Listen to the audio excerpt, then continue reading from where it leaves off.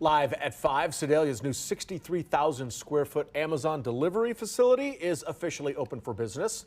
It's been running since December, delivering packages across a 70-mile radius.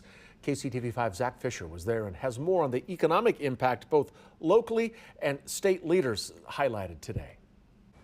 The Sedalia delivery station for Amazon opened up in early December. There's been 500,000 packages already delivered out of this specific facility.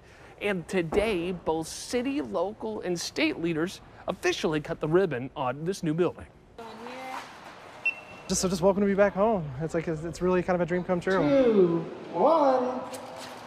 The facility has been running for months, but Governor Mike Kehoe made it official on Thursday, cutting the ribbon. And for Jason Appleton, it's a chance to come home. The Sedalia native has worked in other towns for the company in the last decade. He's watched his hometown transform as new opportunities come to Sedalia. Because used to be this side of the city stopped at Walmart. That was pretty much it.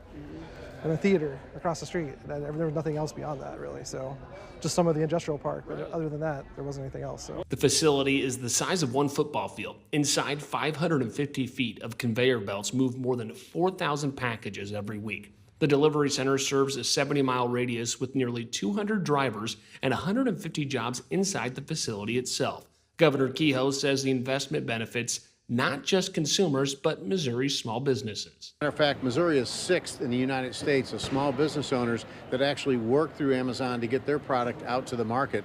So that's a two-way street. They're helping customers get goods delivered to their home, but they're also helping Missouri small businesses get their product to others' homes. Amazon adding to the growing list of businesses expanding in Sedalia. Governor Kehoe pointing to the new Coors Steel facility, which added 400 jobs when it opened in 2020.